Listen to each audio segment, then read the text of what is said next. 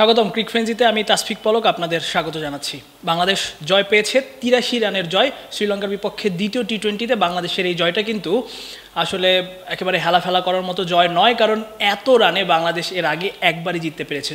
So সেই হিসেবে বাংলাদেশের এই জয়টা দ্বিতীয় সর্বোচ্চ রানের জয়, এবং বাংলাদেশ ব্যাটে বলে দুই ক্ষেত্রেই দারুণ পারফরমেন্স করেছে। এবং বাংলাদেশের আজকের ম্যাচ এবং জয় নিয়ে কথা বলার জন্য আমাদের সঙ্গে রয়েছেন মাঝার অমি ভাই, আপনাকে স্বাগতম। প্রথমেই জানতে চাই যে এরকম একটা জয় পেল বাংলাদেশ দল, আপনার কাছে আসলে কেমন লেগেছে? তারপরেও কোনো ল্যাকিংস আপনার কাছে চোখে পড়েছে কিনা? না, ফার্স্ট অফ অল অনেকদিন পর মনে হলো যে আমরা ভালো ক্রিকেট খেলে জিতেছি। খুব ভালো লাগছে যে এভাবে প্রথম ম্যাচ হারের পর যেভাবে বডি ল্যাঙ্গুয়েজ আজকে শো করেছে প্লেয়াররা, এটা খুব ভালো লেগেছে। এবং বেসিকগুলো ঠিক রেখেছি আমরা, যেটা নিয়ে আমরা বারবার বলি যে আমাদের বেসিকটা যদি ঠিক হয় তাহলে ম্যাচ জয়ের চান্সটা ভালো থাকে বা ওই ফাইটিং ইনস্টিংটা দেখা যায়। আজকে প্রথমে ব্যাটে যেভাবে আমরা দুটো উইকেট আর্লি পড়ে যাওয়ার পরও যেভাবে কামব্যাক করে 170 অড রান, পরবর্তীতে বোলিংও দুর্দান্ত হয়েছে। সো ওভারঅল ফিল্ডিংও ইনফ্যাক্ট বলতেই হবে যে ফিল্ডিংও খুব ভালো হয়েছে। সো ওভারঅল ভালো ক্রিকেট খেলেছে, বেসিকগুলো ঠিক রেখেছে। এমন না যে খুব এক্সেপশনাল ক্রিকেট হয়েছে, বাট ওভারঅল টিম গেম যেটা আমরা বলি বারবার, ওই জায়গাটাতে সবাই যার যার জায়গা থেকে কন্ট্রিবিউট করেছে এবং ভালো ক্রিকেট খেলেছে। গুড টু সি যে আমরা সিরিজে এখনও অ্যালাইভ, আমরা সিরিজটা হারিনি এখনও। আমাদের এখনও সুযোগ আছে শ্রীলঙ্কা থেকে একটা ভালো কিছু নিয়ে আসার। আসলে পেসাররা ভালো করলেন, ব্যাটাররাও ভালো করলেন, এবং এটাই প্রমাণ করে যে আসলে এই দুই ক্ষেত্রেই যদি ভালো করা যায়, আসলে সব ডিপার্টমেন্টে যখন ভালো করে, জয়টা খুব বেশি কঠিন হয় না। কারণ আমরা বাংলাদেশ কিন্তু শ্রীলঙ্কাকে 100 আগে অল আউট করে দিল। না দেখেন, আমি যেটা এর আগেও বলছিলাম যে 11 জনের মধ্যে কিন্তু 11 জনই একদিন পারফর্ম করবে না। এর আগের দিন বলছিলাম যে অ্যাটলিস্ট 3টা ভালো ইনিংস হলে একটা ভালো স্কোর দাঁড় করানো যায়। আজকে খেয়াল করে দেখেন স্কোর কার্ডে একজন যিনি শুরু পেয়েছেন তিনি লম্বা খেলেছেন, লিটন দাস। একটা পার্টনারশিপ হয়েছিল হৃদয়ের সাথে এবং শেষের দিকে শামীম এসে কিন্তু সেটা চিপ ইন করেছে। এছাড়া কিন্তু খুব বেশি মেজর কন্ট্রিবিউশনস নাই। টি-20 এমনই খেলা যে আপনার 2-3টে ইনিংসেই গেমটা ঘুরিয়ে দেয়। এবং আজকে যে বেসিকগুলো ঠিক করেছে, যেটা বলছিলাম যে লিটন যেটা শুরু করেছিলেন প্রায় 18তম ওভার পর্যন্ত ব্যাট করেছেন, যার কারণে কিন্তু স্কোরটা ওখানে দাঁড়িয়েছে। একজন সেট ব্যাটার উইকেটে শেষ পর্যন্ত থাকলে কি হয় সেটা দেখা গিয়েছে। আর শামীম থেকে আমি অনেক বেশি ইমপ্রেসড, কারণ তার যে টাচটা সেটা দেখিয়ে যাচ্ছে। এবং আজকে দারুণ একটা ক্যামিও নক খেলেছে কিন্তু তিনি, বলতেই হবে যে তার ওই দ্রুত রান করার জন্যই কিন্তু বাংলাদেশ এই স্কোরটা দাঁড় করাতে পেরেছে। বাট স্টিল আমার মনে হচ্ছিল যে মিরাজের আগে হয়তো শামীম আসতে পারতেন। এটা বোধহয় সবারই প্রশ্ন। হ্যাঁ, কারণ ব্যাট তো আমাদের ডিপ, আমাদের ব্যাটিং ইউনিট ডিপ, আমাদের Saifuddin, Rishad, they all can hit. So ওই জাকের আলীরও ইনক্লুশন ছিল আজকে। সো মিরাজের জায়গায় মেবি জাকের আলীকে পাঠানো যেত, কারণ খুব বেশি বল ছিল না জাকে যখন গিয়েছে। আর মাঝে মধ্যে তো আপনাকে আপনার ওই ফায়ার পাওয়ারটা আগে পাঠাতে হয়। যদি আমরা 200 রানের টার্গেট করে নামতাম আজকে, তাহলে কিন্তু আমি মিরাজের জায়গায় আমি জাকেরকেই দেখতে চাইতাম। সো ওই জায়গাটা থেকে আমার মনে হচ্ছে যে একটু ট্যাকটিক্যাল একটা কল, এটা নেক্সট ম্যাচে হয়তো বাংলাদেশ ভেবে দেখতে পারে। যদিও আজকে জিতেছে, বাট স্টিল মনে হয় যে মানে সামনের দিকে আরও কিছু সেটেল করার ব্যাপার আছে। কিন্তু একটা টি-20 ইউনিট বা প্লেইং 11-এ আমাদের রোলটা কি আমরা বারবার বলি জানাটা দরকার। সো একটা প্লেয়ারকে তার স্পেসিফিক জায়গায় যদি খেলিয়ে যাওয়া যায়, তাহলে তার ওই কনফিডেন্সটা বিল্ড আপ করবে এবং আমরা তখন টিমের একটা ছক পেয়ে যাব যে এই জায়গায় এর রোল এটা, এ গেলে এরকম হতে পারে। Miraj is a better batter in longer formats. Test ফরম্যাটে যদি বলি বা ওয়ানডে ক্রিকেটেও যদি বলি, যদি আর্লি উইকেট পড়ে যায় মিরাজ গিয়ে একটু সময় নিয়ে খেলতে পারে, মিল্ক অ্যারাউন্ড করতে পারে, বড় নক খেলার অ্যাবিলিটি আছে তার। বাট এরকম শর্ট টাইট সিচুয়েশনে মিরাজের যে মানে পাওয়ার হিটিং যদি বলি, ওই জায়গায় কম্পেয়ার টু জাকের আলী বা শামীম হোসেন একটু কম। সে মোর অফ আ মানে ট্রেডিশনাল ব্যাটার। সো ওই জায়গাটা থেকে আমার মনে হয় যে বাংলাদেশ ভাবতে পারে যে মিরাজকে অ্যাজ আ বোলিং অলরাউন্ডার যদি দেখে, শামীমকে যদি অ্যাজ আ ব্যাটিং অলরাউন্ডার দেখে বা অ্যাজ আ মানে কুইক রানার, যে কুইক রান করে দিতে পারে, ওইভাবে যদি দেখে, তাহলে Shamim, Jaker Ali can go up at the order before Miraj. Walton এখন দেশের সীমানা পেরিয়ে পৌঁছে গিয়েছে 50টিরও বেশি দেশে। ওয়ালটন, ঘরে ঘরে বিশ্বজুড়ে। এটাই আসলে মিরাজ যখন একাদশে ছিলেন, আজকে নাইম শেখকে বাদ দেওয়া হয়েছে। একাদশটা নিয়ে একটু শুরু করতে চাই।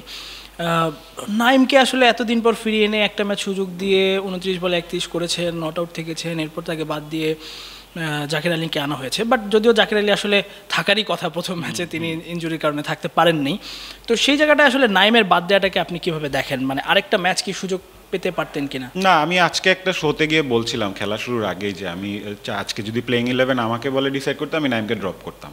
কারণ নাইমের যে পজিশনে তাকে খেলানো হয়েছে ওটা তো রেগুলার পজিশন না, উনি প্রথমবার ব্যাটিং করেছেন, রাইট। আর ওই যে ইনিংসটা ছিল খুবই মানে মনে হচ্ছিল যে তিনি স্ট্রাগল করছিলেন, পুরো ইনিংসটার যে মোমেন্টামটা চেঞ্জ হয়ে গিয়েছিল ওই ইনিংসটার জন্যই। সো আমি বলেছিলাম যে যদি নাইমকে ড্রপ করে জাকির আলীকে ইনক্লুড করা যায় তাহলে হবে কি যে আপনাদের ব্যাটিং, আমাদের ব্যাটিং তো এমনিই ডিপ, সো ব্যাটিং অর্ডারটা একটু উপরে চলে আসলো, নাইমের জায়গায় তাহিদ হৃদয় আসছে, তারপরে যদি শামীম যেত, তারপর জাকির আলী, তারপরে মেবি মেহেদি মিরাজ, তারপরে গিয়ে যারা আছে যে মানে রিশাদ বা সাইফুদ্দিন যেটা আছে। ইনফ্যাক্ট সাইফুদ্দিনের ব্যাটিং অ্যাবিলিটিও কিন্তু আমরা ইউজ করতে পারিনি এখনো। সো ওই জায়গাটা থেকে নাইমকে যদি খেলাতেই হয় নাইমকে উপরে খেলানো উচিত, মানে ওপেন করানো উচিত, he is a proper opener, otherwise তাকে ওইভাবে আসলে এইভাবে তার ক্যারিয়ারটার জন্য হুমকি, কারণ এইভাবে অন্য অর্ডারে খেলে তার এই পারফরমেন্স হলে তার জন্য মানে injustice, to be very honest. যে আমরা শুধু রানের বিচারে যদি প্লেয়ারকে প্লেইং 11-এ রাখার চিন্তা করি তাহলে ভুল হবে, তার ইম্প্যাক্টটা কী ছিল ওই ইনিংসে এটাও দেখা দরকার। So it was a very good call, in fact bold call বলতে হবে যে টিম ম্যানেজমেন্টের। লিটনের ইনিংসটা কেমন লাগলো? 5টা 6 হাঁকিয়েছেন, আমি খুব অবাক হচ্ছিলাম আসলে তার ছয়গুলো দেখে। 50 বল ফেস করেছেন, 76 রান করেছেন, 5টা 6 মাত্র 1টা 4, 152 স্ট্রাইক রেট। মানে লিটন কিন্তু দেখালেন আসলে তিনি আসলে খেললে বাংলাদেশ আসলে কত ভালো করতে পারে বা তার উপর কতটা নির্ভর করে আসলে পুরো দল। দেখেন বেসিকটা ঠিক রাখতে হবে, আমি কিন্তু বারবার বলছি আমাদের স্কিলে কিন্তু 19-20, 18-20-এর ডিফারেন্স, আর লিটন আমাদের one of the best batter. তার যে এফোর্টলেস ব্যাটিং, যে ছয়গুলো মেরেছে এমন না যে খুব যে তেড়ে ফুড়ে মারতে হয়েছে তাকে, টাইমিং করেছেন, প্রপার টাইমিং করেছেন। সো একজন ব্যাটারের যদি এই অ্যাবিলিটি থাকে তাকে বিশ্বাস রাখতে হবে যে তার নিজের খেলার উপর, স্কিলের উপর বিশ্বাস রাখতে হবে, রাদার ওখানে গিয়ে অনেক কিছু ট্রাই করার চেয়ে তার যে স্ট্রেংথের জায়গা আছে ওটা নিয়ে খেললে হয়তো তার মনে হয় আরও মানে এরকম ইনিংস বেশি কনসিস্টেন্টলি আসবে। আজকে খুবই ভালো ব্যাটিং করেছেন, ক্যাপ্টেন স্নক লিডিং ফ্রম দ্য ফ্রন্ট। শুধু এই ম্যাচের জন্য না, আমার মনে হয় যে ড্রেসিং রুমেও তার জন্য একটা রেসপেক্ট গ্রো করবে ধীরে ধীরে, কারণ ক্যাপ্টেন যখন পারফর্ম করে এভাবে ম্যাচ জিতায় তখন তার দলের যে প্লেয়াররা থাকে তাকে আরও মানে মানা শুরু করে বা তাকে রেসপেক্ট করা শুরু করে, তখন অন্যরাও চিন্তা করে যে আমাকেও এভাবে পারফর্ম করতে হবে, যেহেতু ক্যাপ্টেন পারফর্ম করছে। আর ক্যাপ্টেন যখন পারফর্ম না করে তার ওই জোর গলায় বলার জায়গাটা থাকে না। আমাদের টিমে 2-3 জন যদি মানে প্রপার ব্যাটার থাকে খুব হাই কোয়ালিটি, আমাদের লিটন ওদের মধ্যে একজন। সো ওই জায়গায় লিটনের এরকম ইনিংস আমি প্রায়ই দেখতে চাই। মানুষ ফেল করবে, বাট তার যে ইন্টেন্ট বা তার যে মানে যে সিচুয়েশন অনুযায়ী খেলার যে অ্যাবিলিটি এটা আছে, বাট তার ওই মানসিকতাটার পরিবর্তন হওয়া দরকার, বা তিনি আজকে যে মেন্টালিটি নিয়ে নেমেছেন আমার মনে হয় যে এটা ভিজুয়ালাইজ করা দরকার সবসময় যে তিনি আজকে কি মেন্টাল স্টেটে ছিলেন। প্লাস সাপোর্টও লাগে অপর প্রান্ত থেকে, আজকে হৃদয় থেকে একটা সাপোর্ট পেয়েছিলেন, তারপরে রাইট তার ওই ডিটারমিনেশনও ছিল যে না আমি লম্বা খেলবো, 18-19 ওভার পর্যন্ত খেলবো, সেটা তিনি করতে পেরেছেন। সো এই জায়গাটা থেকে Liton is always a bright prospect, এবং তাকে আমার মনে হয় যে ওই রিল্যাক্স হয়ে যদি তিনি খেলতে পারেন আমার মনে হয় যে তার খেলাটা আরও বেরিয়ে আসে। রিল্যাক্স হয়ে খেলার কথা বলছেন, কিন্তু আমি একটা মানে আমি তার পরিসংখ্যানটা দেখছিলাম, যদিও বলা হচ্ছে 13 ইনিংস পর তার 50, বাট এর মাঝে এই 13 ইনিংসের মাঝে উনি 5 বার 40 বা তার বেশি রানে আউট হয়েছেন। সো টি-20তে কিন্তু তাকে আসলে তার ফর্ম যে খারাপ এটা বলা যায় না। ইভেন পাকিস্তানের বিপক্ষে যে বাংলাদেশ সিরিজ খেলেছে টি-20, সেখানে তার একটা 48 রানের ইনিংস রয়েছে, এরপরে 22 রানের একটা ইনিংস খেলেছেন। তো ওয়ানডে বা টেস্টে আসলে তিনি ফেইল করছেন বলে সেটার একটা প্রভাব তার কি টি-20-র মধ্যে পড়ছে না? আমার মনে হয় তার টি-20 পারফরমেন্সের জন্যই তাই কিন্তু ক্যাপ্টেন করা হয়েছে টি-20-তে, কারণ আপনার পারফর্মার না হলে তো তাকে আপনি টিমে রাখতে পারবেন না, তাহলে ক্যাপ্টেন করবেন কিভাবে? হ্যাঁ, এখন এত ফরম্যাটের খেলা হয় যার কারণে কিনা আমরা টেস্টের পারফরমেন্স দেখে আমরা বিচার করি লিটন তো ফর্মে নাই টি-20-তে, আসলে তো ব্যাপারটা তা না, মানে আমরা তার স্ট্যাটটা ওইভাবে দেখি, বাট হ্যাঁ মানে ওই ধারাবাহিকতার অভাবের কারণে আমরা আসলে বুঝে উঠতে পারি না যে প্লেয়ারটা আসলে ফর্মে আছে না ফর্মে নাই। সো এই ধারাবাহিকতাটাও দরকার, এই ইনিংসটা তাকে অনেক বেশি কনফিডেন্স দিবে, এবং আমাদের এই জয়টা খুবই দরকার ছিল। সেকেন্ড ওয়ানডেতে যখন আমরা জিতেছিলাম আমি খুব একটা কনভিন্স ছিলাম না, বাট এই ম্যাচটা যখন আমরা জিতেছি আমার কাছে একটু কনভিন্সিং মনে হচ্ছে যে আমরা ভালো ক্রিকেট খেলে জিতেছি। সেকেন্ড ওয়ানডেটা যেটা আমরা জিতেছিলাম শ্রীলঙ্কার সাথে, ওটা ভালো ক্রিকেট খেলে জিতিনি, কিন্তু বোলারদেরকে বেশি ক্রেডিট দিতে হবে, আমরা লাকিও ছিলাম, আমি বারবার বলছিলাম। বাট আজকে আমাদের সব বক্সেসগুলো টিক দিয়েছি, যদিও আমাদের ওপেনাররা কিন্তু পাওয়ার প্লেতেই দুজনই ফেল করেছে, বাট এরকম ওয়ান অফ একটা দিন হইতে পারে, অন্যরা তখন দায়িত্ব নিবে, যেটা আজকে ব্যাটাররা দেখিয়েছে দিয়েছে, কোনোদিন হয়তো মিডল অর্ডাররা ফেল করতে পারে বা টপ অর্ডার আবার করবে, তখন লোয়ার মিডল অর্ডার গিয়ে টানা কয়েক ম্যাচ ধরে কিন্তু ওপেনাররা ভালো করছে, রাইট, এক্স্যাক্টলি। মানে এটাই দায়িত্বটা যে দলের মধ্যে যে সবার কন্ট্রিবিউট করার ব্যাপারটা থাকে, যে যেদিন ওপেনাররা ফেল করবে টপ অর্ডাররা বা মিডল অর্ডাররা বলবে যে আজকে আমাদের দিন, আমরা আজকে এটাকে কন্ট্রিবিউট করে দিব। সো ওই আমার মনে হচ্ছে যে এখন বাংলাদেশের একটা ওই নাম্বার 5, 6, 7 একটু ভাবা দরকার যে আসলে আমাদের ফায়ার পাওয়ারটা কে প্রডিউস করতে পারে, শামীমকে আমরা আরও বেশি বল কিভাবে খেলাতে পারি। অনেকে আবার বলতে পারে যে মানে শামীম যে টাইপের প্লেয়ার, তাকে বেশি ওভার দিলে তার ন্যাচারাল ক্রিকেট খেলতে পারবে না, বাট টি-20তে একটা প্লেয়ারকে 10 ওভারের পর যদি তিনি যায় তার কাছে কিন্তু ওই বেসটা পাওয়া যায়, বাট ইটস নেভার ইজি যে আপনি 5 ওভার বাকি আছে গিয়েই ধামধুম চালানো। সো ওই জায়গাটা থেকে যদি, যেহেতু তিনি টাচে আছেন, এই ফর্মটা তার কাজে লাগানো উচিত, এবং এটা ফিউচারেও আমার মনে হয় যে তাকে আরও কনফিডেন্স গ্রো করবে, যে তিনি আরও ইমপ্রুভ হবে। তখন মনে হবে যে না, Shamim can bat really up at the order, মানে 4-এ বা 5-এও যেতে পারেন যদি প্রয়োজন হয়। ওভারের উপর ডিপেন্ড করে আসলে শামীম কখন যাবেন, আমাদের সিচুয়েশনের উপরও ডিপেন্ড করে। যদি আমরা ধরেন 24 রানে 4 উইকেট পড়ে যায়, তখন শামীমকে পাঠানোর কোনো যুক্তি নেই, তখন আমি মিরাজকেই চাবো। জাকের আলীও সেই জায়গাটায় কিন্তু ভালো, এক্স্যাক্টলি। মানে না, তাদের রোল হচ্ছে ফিনিশিং এর রোলটা, আর মিরাজকে যেভাবে পাঠানো হচ্ছে যে প্রপার একজন মিডল অর্ডার হিসেবে পাঠানো হচ্ছে, যে বেসটা তৈরি করে দাও, অন্য প্রান্ত থেকে কেউ খেলে দিবে। বাট এটা ডিপেন্ড করে কোন দিনের কোন সিচুয়েশনের উপরে। যেদিন আমাদের ধরেন 10 ওভার 11 ওভারে আমাদের রান প্রায় 70-80, হাতে মানে 2টা উইকেট পড়েছে বা 3টা উইকেট পড়েছে, ওই দিন তো আমি শামীমকে আগে দেখতে চাবো বা জাকের আলীকে আগে দেখতে চাবো ahead of Mehedi Miraj. So এই কলগুলো আমাদের একটু দেখা দরকার, আর এই প্লেয়ারগুলোকে একটা জায়গায় খেলিয়ে সেই ভরসাটাও দিতে হবে। ইভেন আমরা মনে হয় রিশাদের ব্যাটিংটাও কাজে লাগাতে পারি, মানে হ্যাঁ, রিশাদ আছে, আপনার মোহাম্মদ সাইফুদ্দিনকে আমরা বলছি অলরাউন্ডার, রাইট, বলছি আমরা অলরাউন্ডার। সো তাকে ওই জায়গায় একটু দেখাটাও জরুরি অনেক ক্ষেত্রে, যে ক্রাঞ্চ সিচুয়েশনে, ক্রাঞ্চ মোমেন্টে যদি 6 বল 10 বল বাকি থাকে বা 12 বল বাকি থাকে, সাইফুদ্দিন কি করতে পারে, এটাও একটা দেখার ব্যাপার থাকবে। জাস্ট আমরা বলার জন্য যদি বলি যে সাইফুদ্দিন অলরাউন্ডার, বাট তাকে সুযোগই না দেই, তাহলে তো তারও এক্সপ্লোর করতে পারলেন না নিজের ব্যাটিংটা আর কি। অবশ্যই শামীমকে নিয়ে আরেকটু বলতে চাই, মানে যে ধরনের ব্যাটিং করলেন 27 বলে 48 রানের ইনিংস, ওই মোমেন্টে এসে ওই ধরনের ব্যাটিং, আমার ঠিক মনে পড়ে যে তিনি সিলেটে খুব সম্ভবত একটা ম্যাচ খেলেছিলেন, এরপরে একটা মাঝখানে গ্যাপ পড়েছিল, তারপরে আবার বাদ পড়া, এখন আবার ফিরে এসে তিনি যেরকম খেলছেন, তাতে কি মনে হয় যে আসলে ওই জায়গাটায় ফিনিশিং রোলে তাকে আসলে পারফেক্ট রিপ্লেসমেন্ট বলা যায়? আমি ওকে কিন্তু আমি মানে জাস্ট ফিনিশার হিসেবে দেখছি না, আমি ওকে একজন ভালো ব্যাটার হিসেবে দেখছি, যে কিনা যে কোনো সিচুয়েশনে অ্যাডাপ্ট করার মতো তার টেকনিকটা তার রয়েছে, কিন্তু তার হাতে কিছু এমন কিছু আনঅর্থোডক্স শট রয়েছে যেটা কিন্তু বাংলাদেশ টিমের সবাই এত ইজিলি খেলতে পারে না, তিনি যেগুলো খেলে ফেলেন। ইভেন শামীমের ফিল্ডিংটাও বোধহয় অনেক বড়, he is an outstanding fielder, no doubt. যে রান আউটটা করেছেন প্রথম উইকেটে কুশল মেন্ডিসেরটা, ওটা কিন্তু গেম চেঞ্জিং একটা রান আউট। আপনার অনেক সময় ফিল্ডাররাও যে ম্যাচ জিতায় এটা প্রমাণ কিন্তু আজকে আমরা ভালো ক্যাচিং করেছি, আমাদের গ্রাউন্ড ফিল্ডিং ভালো ছিল। সো ওই জায়গাগুলো থেকে Shamim is a proper package একটা টি-20 ক্রিকেটে যদি বলি। ইনফ্যাক্ট আমি ওয়ানডেতেও শামীমকে দেখতে চাবো যে একটা গ্রোয়িং ক্রিকেটার, যে বাংলাদেশ দলে ফিউচারে রেগুলার হয়ে খেলবে। সো ওই জায়গাটা থেকে আমি শামীমের টেকনিক নিয়ে আমার খুব মানে ভালো লেগেছে যে একটা সময় তিনি তার টেকনিক চেঞ্জ করেছেন, তার সাথে আমার কথা হয়েছিল, তার ব্যাকলিফট নিয়ে কাজ করেছিলেন। সো ওই জায়গাগুলো এখন কিন্তু তাকে ওই ফলগুলো দেওয়া শুরু করেছে। বাট আপনাকে নিজের গেম সম্পর্কে জানতেই হবে।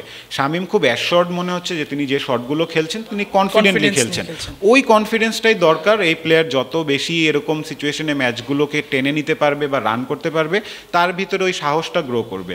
সো শামীমকে খুব মানে ডেলিকেটলি হ্যান্ডেল করতে হবে আমাদের। তাকে আবার ধামধুম ছুঁড়ে ফেলে দিয়ে বা তাকে এত বেশি প্রেশার দেওয়া যাবে না যে শামীম ভালো খেলছে দেখে এখন শামীম যাও তুমি একদিন 4-এ ব্যাট করে আসো, বা খুব প্রেশার সিচুয়েশনে মানে আমাদের যখন অন্য কিছু করা দরকার তখন শামীমের উপর বেশি ভরসা রাখা। তার রোলে তাকে খেলতে দেন, এক্সপ্রেস করতে দেন তাকে। আমার তার সবচেয়ে ভালো দিক লাগে যে মানে তিনি নিজেকে মাঠে এক্সপ্রেস করেন, কিন্তু তার বডি ল্যাঙ্গুয়েজ, তার মানে মানে হাওয়ায় পাঞ্চ করেন, তিনি একটা বাউন্ডারি হলে তিনি নিজের সাথে নিজে যুদ্ধ করছেন, বোঝা যাচ্ছে। এই ধরনের ক্যারেক্টার দরকার আমাদের টিমে। জাকের আলীরও সেম আছে, ইনফ্যাক্ট তাওহিদ হৃদয়েরও আছে, বাট অনেক টাইম এটা মনে হয় যে মানে একটু বেশি হয়ে যায়। সো ওই ইমোশনটাও কন্ট্রোল করা জরুরি। এক এক প্লেয়ারের এক এক স্টাইল থাকবে, এক এক ধরন থাকবে। আমাদের প্লেয়ারদের নিজস্বতা তৈরি করা জরুরি, নিজস্বতা জানাও জরুরি। যে মানে রাহুল দ্রাবিড় একটা প্লেয়ার ছিলেন, বীরেন্দ্র সেহওয়াগ আরেকটা প্লেয়ার ছিলেন, বাট দুইজনে কিন্তু তাদের জায়গায় লেজেন্ড। কারো খেলা কিন্তু কম্পেয়ার করা যাবে না, বাট দুইজনই তাদের জায়গায় লেজেন্ড। আমাদেরও এরকম প্লেয়ারদের নিজস্ব ক্যারেক্টার গ্রো হওয়া উচিত। আর জিতলে কনফিডেন্স বাড়ে, বাট আপনি যদি বেসিকগুলো ঠিক রেখে হারেনও, তখন একটা কথা আছে ক্রিকেটে যে ডুইং দ্য বেসিক্স রাইট, বা প্রসেসটা মেনটেন করতে থাকো, রেজাল্ট আউটকাম নিয়ে ভাইবো না, তুমি তোমার প্রসেসটা করতে থাকো। ওইটা করতে পারলে আমার মনে হয় যে আমরা একটা গ্রোথ দেখতে পাবো আসলে। বাট হ্যাঁ, আজকে বাংলাদেশের 5 বোলার বোলিং করেছে এবং সকলেই উইকেট পেয়েছেন। তার মধ্যে রিশাদ হোসেন 3টি উইকেট পেয়েছেন এবং মানে রিশাদ বোধহয় প্রতিদিনই আসলে প্রমাণ করছেন যে কেন তাকে বিগ ব্যাশের দল হুবার্ট হ্যারিকেন্স এত করে পেতে চায় বা ফ্রাঞ্চাইজি লিগগুলোতে তার চাহিদা। একজন leg spinner always an x factor, কিন্তু সমস্যা হচ্ছে যে লেগ স্পিনারকে আপনার সেই ভরসা দিতে হবে এবং আপনাকে এটা মেনে নিয়ে লেগ স্পিনারকে খেলাতে হবে যে এক একদিন তিনি বাড়ি খাবেন বা ওভারে এক একটা বাড়ি খেতেই পারেন, বাট যেদিন জায়গা পেয়ে যাবেন বা যেদিন তিনি ইম্প্যাক্ট মেক করবেন ওদিন কিন্তু একাই ঘুরিয়ে দিবেন। আজকে রিশাদের ভালো লেগেছে, কিছু বল টার্ন করেছে, জায়গাটা ভালো ছিল, এইটা ভালো লেগেছে। কনসিস্টেন্সি লেগ স্পিনে অনেক ডিফিকাল্ট, কিন্তু জায়গায় বল করা 6টা বলই 6টা জায়গায় বল করা ডিফিকাল্ট, আর প্রেশার সিচুয়েশনে আরও ডিফিকাল্ট যখন ব্যাটার মারতে আসে। তো ওই জায়গাটা থেকে রিশাদকে আমি চাবো বেশি বেশি এক্সপোজার দিতে, তাকে আরও বেশি ম্যাচ খেলাতে, যত বেশি তাকে প্রেশার সিচুয়েশনে খেলানো যাবে তার ভিতর থেকে বেস্টটা বেরিয়ে আসবে। And I am very happy to see যে একজন লেগ স্পিনার আমাদের বাংলাদেশ টিমে অ্যাটলিস্ট গত 2 বছর ধরে তিনি আছেন। তো সো তাকে ওই জায়গাটা তৈরি করারও একটা ব্যাপার রয়েছে। স্পিনাররা কিন্তু ওয়ার্ল্ড ওয়াইড একটা কথা আছে যে যত বয়স ম্যাচিওর হয় স্পিনাররাও ম্যাচিওর হয়। সো ওই জায়গা থেকে রিশাদ যত বল করতে পারবে, যত বেশি ম্যাচুরিটি দেখাতে পারবে, মানে খেলতে পারবে, তত বেশি ম্যাচুরিটি তার আসবে। খুব ভালো লেগেছে যে আমরা পাওয়ার প্লেতে 4টা উইকেট নিয়েছি, শুরুটা আমরা ভালো, আমরা বলি যে আমরা মোমেন্টাম বেস একটা দল, কিন্তু সো শুরুতেই যখন আমরা 4টা উইকেট ফেলে দিয়েছি আমাদের কিন্তু তখন বাকিরা অনেকটা পাম্পড আপ ছিল। সো এই জায়গাটা থেকে সবাইকে ক্রেডিট দিতে হবে। আজকে বোধহয় শ্রীলঙ্কা দলটার একটা রূপ প্রকাশ পেল যে কুশল মেন্ডিস তাদের জন্য কতটা ইম্পর্টেন্ট, রাইট? দেখেন আমি এটা বাকিরা কিন্তু কেউই আসলে রান আগের ম্যাচও করতে পারেনি, ম্যাচেও বিপদে দল। প্রেশার এমন একটা জিনিস পলক যে আপনি যত বড় দলই হন বা যাই হন, প্রেশার যদি আপনি নিয়ে ফেলেন বা আপনার উপর যদি প্রেশার দেওয়া হয় তখন কিন্তু ডিফিকাল্ট হয়। আপনি শ্রীলঙ্কা, আমি এর আগেও বলছিলাম যে শ্রীলঙ্কার দল কিন্তু খুব আহামরি দল না, মানে কম্পেয়ার করি যদি আমি বাংলাদেশের সাথে ম্যাচের যদি হিসাব করি বা খেলার হিসাব করি, আমাদের প্লেয়ারদের ওই অ্যাবিলিটি আছে, বাট আমাদের ওই যে জয়ের মানসিকতাটা বা কিভাবে হারতে থাকলে আসলে এটাই হয় যখন জিতবেন। তার থেকে বড় কথা হচ্ছে যে আজকে একটা ম্যাচ জিতে যাওয়াটাই কিন্তু not the end of the world. আমরা যে বিশ্বের ভালো টিম হয়ে গেছি তাও না, কিন্তু এটা যদি আপনি প্রতিনিয়ত প্রসেসটা ফলো করতে থাকেন, নেক্সট 4 ম্যাচে যদি 2টা হারেনও, বাট আপনার ওই প্রসেস ভালো করে যদি চেষ্টা করে হারেন, অপোজিশন যদি ভালো খেলে ম্যাচ জিতে চলে যায়, দেন নো হার্ম। বাট আপনি যদি আপনার কাজটা প্রসেসটাই ঠিক না করেন তাহলে কিন্তু আসলে তখন অনেক রকম ভুল ধরা হবে, অনেক রকম ট্যাকটিক্স নিয়ে কোয়েশ্চেন হবে, অনেক প্লেয়ারকে নিয়ে কাটাছেড়া হবে। আজকেও কিন্তু ওপেনার 2জন ফেল করেছে, but no one will talk about it, কারণ একটা দিন হইতেই পারে, তাই না? বাট এই জিনিসটাই আর কি, যে দলগত পারফরমেন্স ছাড়া আমরা এইভাবে ম্যাচ জেতা ডিফিকাল্ট। আমাদের সবাই মিলে খেলতে হবে, মানে কন্ট্রিবিউট করাটা খুব জরুরি। সাইফুদ্দিন এবং মুস্তাফিজ দুজনই ভালো বোলিং করেন, মানে সাইফুদ্দিনের জন্য তো এটা খুবই ইম্পর্টেন্ট ছিল। অন্যদিকে শরীফুলও ভালো বল করেছেন। যদি আমরা দেখি যে শরীফুল বেশ কয়েকদিন ধরে যাওয়া আসার মধ্যে বেশ কয়েকটা ম্যাচ ধরে তিনি ছিলেন এবং মুস্তাফিজ আরও একবার প্রমাণ করলেন যে অভিজ্ঞতার আসলে দামটা কতটা। তো এই দুজনকে নিয়ে আসলে কি বলবেন, একই সাথে যদি সাইফুদ্দিনকে নিয়েও? প্রথমত সাইফুদ্দিনকে বলতে হবে যে মানে তিনি খুব ভালো ক্যারেক্টার শো করেছেন, কারণ কামব্যাক করে এসে পারফর্ম করা এটা কিন্তু অনেক প্রেশারের একটা প্লেয়ার থাকে, এবং আজকেও তাকে ওই ভরসাটা দিয়েছে। আমি বলছিলাম যে যেহেতু অনেকদিন পর ব্যাক করেছে, আমি সাইফুদ্দিনের উপর ভরসা রাখতে চাই।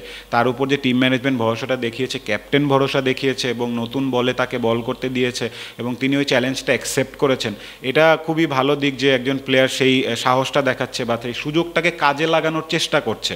আদারওয়াইজ যদি তার মধ্যে ওই হাঙ্গারটা বা দেখা না যেত বা পারফরমেন্স ভালো না হতো, তাহলে কিন্তু সাইফুদ্দিন অনেকটা লো ইন কনফিডেন্স হয়ে যেত। তখন টিম ম্যানেজমেন্টও দেখতেন যে 3rd ম্যাচে তাকে খেলাবে কি খেলাবে না এটা নিয়ে চিন্তা শুরু করে দিত। বাট এখন আমার মনে হচ্ছে যে সাইফুদ্দিনের মতো প্লেয়ারের এই জিনিসটা আমাদের টিমে বোলিং অলরাউন্ডার, সিমিং অলরাউন্ডার কিন্তু নাই। সো ওই জায়গাটা থেকে সাইফুদ্দিন অনেক বড় একটা প্রসপেক্ট হইতে পারে। প্লাস মুস্তাফিজ আর শরীফুলের যদি কথা বলি, শরীফুল ইনজুরি থেকেই ব্যাক করেছে, কিন্তু শরীফুলেরও একটা ইনজুরি প্রোন, তিনি প্রায় ইনজুরি হন, কামব্যাক করেন। সো ওই জায়গাটা থেকে শরীফুল 3 ফরম্যাটেরই আমাদের কিন্তু খুব ভালো একজন বোলার। তো তাকে ওই জায়গাটা থেকে এসে আমাদের একজন মানে পেস বোলিং ব্যাটারির একজন ভালো সদস্য। সো তার কাছ থেকে আমার এক্সপেকটেশন সবসময় এমনই থাকবে, প্রতিদিন যে ভালো করবে তা না। But Mustafiz good to see যে তিনি তার এক্সপিরিয়েন্সটাকে কাজে লাগাচ্ছেন। এটা রেগুলার বেসিসে লাগাইতে হবে ভাই, নাহলে আপনি মানে আপনার যে ভ্যালুটা দলের মধ্যে ওইটা আপনি বোঝাতে সক্ষম হবেন না। যে আপনি 5 ম্যাচের মধ্যে যদি যদি 3টায় ফ্লপ করেন বা 2টায় যদি এভারেজ করেন তাহলে কিন্তু আপনার জায়গা নিয়ে প্রশ্ন হবে বা আপনার অভিজ্ঞতা নিয়ে প্রশ্ন হবে। কোনোদিন উইকেট পেতে পারেন, কোনোদিন উইকেট না পেতে পারেন, কিন্তু দলে তার কাজটা হচ্ছে গিয়ে রান কন্টেইন করা, স্পেশালি ইন T20s। আমাদের ওয়ার্ল্ড ওয়াইডে যদি বলি যে এরকম রান যদি লাগে 10 রান এক ওভারে, আমি অলওয়েজ ব্যাংক অন মুস্তাফিজ, তাই না, মানে আমার জায়গাটা থেকে। সো ওইটার ভরসাটা তার নিজের উপর রাখা দরকার। তিনি এখন এক্সপিরিয়েন্স প্লেয়ার, 10 বছর হয়ে গেছে ইন্টারন্যাশনাল ক্রিকেট খেলেন, সো তার থেকে অনেক এক্সপেকটেশন বেশি এবং গুড টু সি যে তিনি সেই কাজটা করছেন, এটা একটা ভালো দিক। আমাদের বোলিং ইউনিট ভালো পলক, মানে আমাদের ব্যাটারদেরকে সেই জায়গাটা করে দিতে হবে বোলারদের জন্য যে তারা যাতে কিছু রানে, বোর্ডে রান না থাকলে তারা কি দিয়ে ডিফেন্ড করবে।